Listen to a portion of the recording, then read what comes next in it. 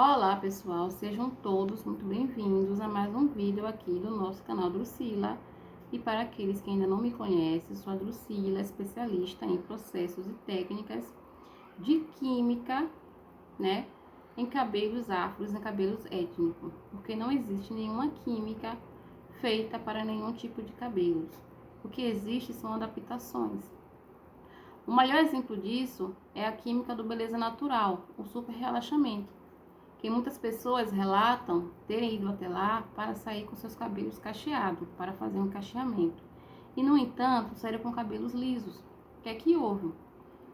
No momento do processamento de aplicação da química, o profissional acabou que errando a técnica e aquele cabelo acabou que alisando.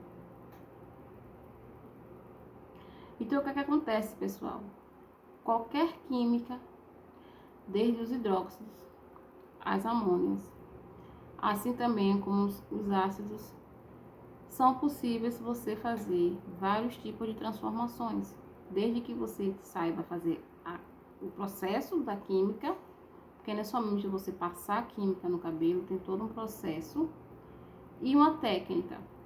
No vídeo de hoje vamos falar sobre esses processos, essas técnicas utilizadas em cabelos com progressivas e Enês. No vídeo anterior, eu acabei aqui não citando, eu acabei esquecendo de falar a respeito dos fios grossos e dos fios finos, que são particularidades muito importantes nessas técnicas, né? Durante esses processos, processamento. Se durante o processamento de alisamento de um cabelo afro, ele for um cabelo de fio grossos, e você quiser fazer uma formação de cacho, uma possível formação de cacho, uma estimulação, é mais possível do que um cabelo fino. E se for um cabelo 4D, não é possível formação de cachos, não existe milagres. Um cabelo 4C, se bem estimulado, sim, ele formará cachos. Mas um cabelo 4D, não. É comum você encontrar pessoas de cabelos 4C de fios grossos. Ainda é mais comum em homens. E em mulheres também, mas 4D, não existe pessoas de cabelos 4D de fios grossos. É aquele cabelo bem esmirrado, com muita dificuldade de crescimento e muito quebradiços. Mas saindo da tabela, né, dos cabelos alcalinos e passando para a tabela dos cabelos ácidos, vamos lá.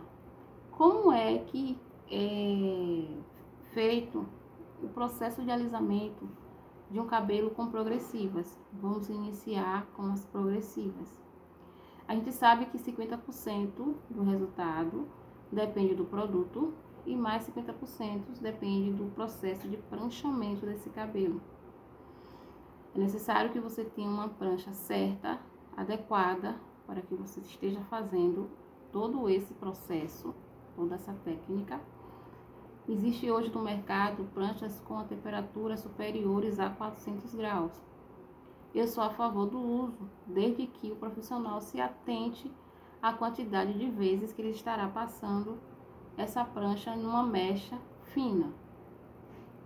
Porque existem fabricantes que recomendam que sejam passadas até 20 vezes a prancha numa mesma mecha, sendo essa mecha sempre fina.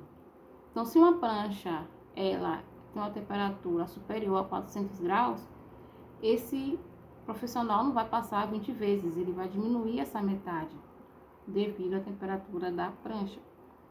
Só que nem os fabricantes, na maioria das vezes, se atentam a informar a partir de quantos graus de temperatura é para estar passando essa prancha, e nem os profissionais também, na maioria das vezes, se atentam, às vezes até mesmo por pressão do cliente, como eu já passei e como muitos outros profissionais já passaram. O cliente, a fim de ver o cabelo liso, ele pede para que passe até bem mais do que 20 vezes, né? Eu já vi clientes falar pra gente, olha, se no momento da lavagem meu cabelo não ficar 100% liso, eu vou voltar aqui na semana seguinte para estar fazendo o mesmo processamento novamente. Então, o que é que acontece?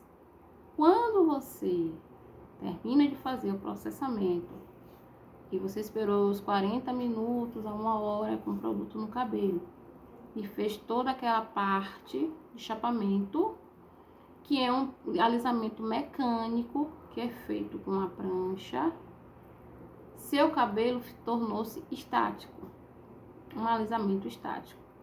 Quando aquele cabelo esfria, que vamos até o lavatório e lavamos aquele cabelo e em seguida batemos o jato, né, do secador, muitas clientes ficam maravilhadas e pensam: nossa, meu cabelo tá liso. Liso, natural, porque tá com brilho, tá com balanço, né? Mas ali que tá todo o problema. Por quê? Porque o seu cabelo, ele acabou adquirindo uma memória ali naquele momento. Ele passou tanto por processo mecânico, né, do pranchamento, daquela prancha quentíssima naquele cabelo, que ele acaba criando uma memória. Então, você lavou o cabelo, bateu o secador, ele tá liso, não se preocupe não, que aquele efeito vai ser daquele dia que você fez o processamento, conte mais algumas semanas e você não vai ver mais aquele efeito. Por quê? Quando você voltar à sua rotina cotidiana, né, de lavagens, tratamentos naquele cabelo, ele começa a, a memória dele, né, começa a ficar volátil, ele começa a esquecer, né, que ele passou todo aquele processo. Não é que ele cria uma memória, gente. Foi a forma pela qual ele foi submetido ao alisamento. Eu particularmente sou contra as escovas progressivas, principalmente para cabelos afros como os nossos. E aquele cabelo começa a perder vitalidade, começa a perder o brilho, né? Começa a ficar aquele cabelo poroso, aquele cabelo opaco. O que é que acontece? No momento do pranchamento, todas as cutículas daquele cabelo, elas foram seladas, elas foram fechadas. Então, ela fica receptível às luzes solares e às luzes artificiais. Quando aquele cabelo começa a sair, aquele filme, né? Aquele encapamento não, né? Aquele envolvimento, aquele leve, aquele filme que ele é envolvido, ele começa a criar tipo umas rachaduras, meio com as fissuras naqueles fios. Aí o que acontece? A pessoa pensa: nossa, meu cabelo tá ficando feio. O que é que eu vou fazer? Eu vou lá no salão e vou estar fazendo outra progressiva, né? Isso com menos de 4 semanas, ou até no máximo 4 semanas. Mas o que muitas pessoas não sabem é que a partir dali é o momento de você começar a cuidar daquele cabelo. É a partir do momento que ele começa a surgir aquelas fissuras, aqueles rompimentos naqueles fios, que ele acaba absorvendo melhor os nutrientes, os ativos dos produtos, das máscaras de tratamentos, de manutenção, né? Não é o momento de você sair correndo lá no cabeleireiro e fazer novamente todo aquele processo. É o momento de você cuidar do seu cabelo. Só que muitas pessoas não têm esse conhecimento e voltam a fazer novamente a progressiva, passando novamente por todo esse processo mecânico que é envolvido, né? E aí o cabelo vai ficando bonito até um determinado ponto, até que ele vem e arrebenta todo. Porque tudo, pessoal, é a médio e a longo prazo. Você não vai ver nada agora. Ainda mais se você é uma pessoa que, antes de fazer o processo, você tomou seu suplemento vitamínico especial, para o seu tipo de cabelo. Se você fez bastante tratamentos para poder receber a química, mas ainda assim, se você continuar insistindo na química, a química é mais forte do que os tratamentos que você vem oferecendo para esse cabelo e ele vai arrebentar. Para que o vídeo não fique muito longo, eu vou entrar já na parte do Enê. O Enê é uma química ácida, assim como as progressivas, né, e o formol, que age por oxidação. Não é uma química fraquinha, como muitas pessoas acham que o Enê é uma química fraca, que pode passar 2 vezes por semana, 3 vezes por semana, como eu já vim falando em outros vídeos. Ele não é um Enem bem danadinho. Existe ainda muitas coisas, muitos mistérios que envolvem o Enem, que eu acredito que precisa ser estudado. O Enem precisa ser mais estudado. Eu acredito que se houvesse mais interesse da indústria em estudar o Enem, iria se descobrir muito mais coisas. Porque o Enem é uma química fantástica. Fantástica mesmo, com um grande potencial. O efeito do Enem nos cabelos é muito mais superior em resultado do que qualquer progressiva, seja ela das mais caras, com as mais altas tecnologias. O Enem ainda assim, que eu acredito que uma química que não vem tendo grandes tecnologias, ele ainda consegue superar. Né? É uma química que alisa gradativamente, assim como a progressiva era para alisar, só que existem progressivas hoje no mercado que tem até 95% de alisamento. Então, pelo Enem ser uma química que alisa gradativamente, dá tempo suficiente para você ir tratando de uma aplicação para outra, desde que você não fique fazendo a aplicação do Enem todos os dias, né? O Enem, gente, é uma química que era uma química tão assim, segura de se usar, que eu comecei a usar o Enem aos 9 anos de idade. Isso era muito comum lá na minha época, né? As mães usavam o Enem no cabelo das crianças para facilitar os penteados. E não tinha nenhum tipo de problema, né? A minha mãe falava que existia propaganda de Enem na televisão. O Enem patrocinava os programas de auditório, de grandes audiências.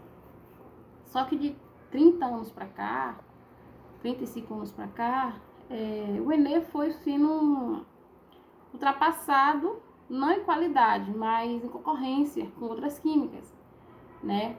Então, não se sabe muita coisa de Enem. O que a gente sabe de Enem é o que a gente faz na prática, né? E quais são as técnicas de uso do Enem? Quais são os processos que a gente sabe que utiliza? Não leve o Enem até o seu couro cabeludo. Evite passar Enem no seu couro cabeludo. Aquele mau cheiro que sobe do Enem, né? Aquele cheiro de ferro, que pra mim nunca incomodou, mas tem pessoas que não gostam, é pelo fato do Enem estar em contato com o seu couro cabeludo. Então, em tudo que seu couro cabeludo começa a transpirar, o Enem começa a exalar aquele cheiro. O Enem é uma química que alisa e que tinge. E tinge de preto. Preto, um grau mais preto, o 2.0, que é super forte.